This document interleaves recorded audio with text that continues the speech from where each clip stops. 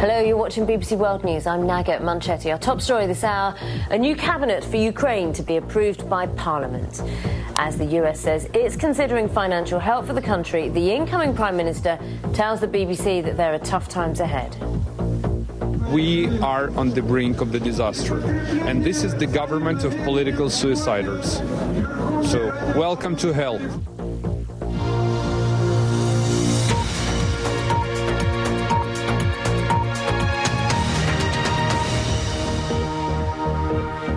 Hello, other stories we're keeping across for you.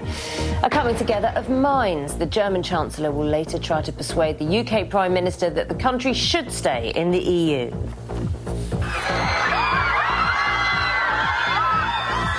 The pitch-perfect pop star, why one of the world's biggest music sensations swaps the stage for a game of footy.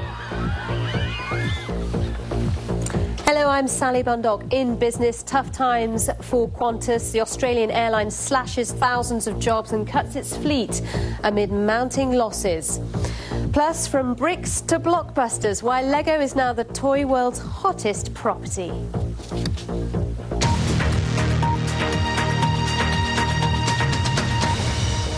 There's some news developing in Ukraine. The Interfax news agency is reporting that unidentified armed men in Crimea have seized the regional government building and the parliament building.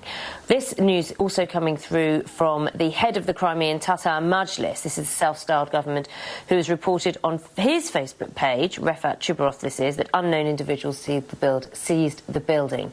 Well, on Wednesday, the area was the focus of a confrontation between pro-Russian separatists and supporters of Ukraine's new leaders. Of course, we'll bring you more details as they come in.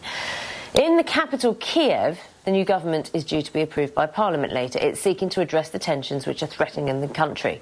One of the most pressing issues also is the country's crippling debts. The Prime Minister-designate told the BBC that it's a desperate situation and that the country is on the brink of financial disaster. Mariko Oy has more.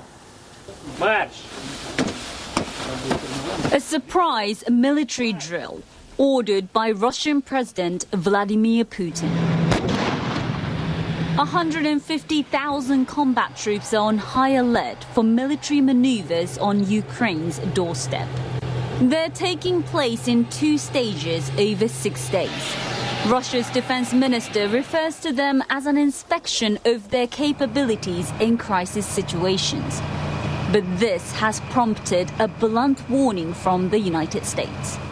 The U.S. Secretary of State John Kerry said any kind of military intervention would be a grave mistake, adding the territorial integrity of Ukraine needs to be respected.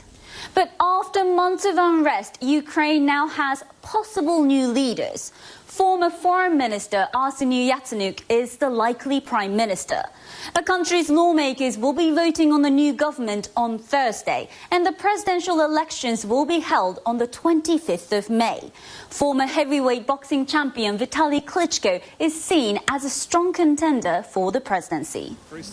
But in an interview with the BBC, the incoming Prime Minister said there will be tough times ahead. The key task for the new government is to stabilize the situation.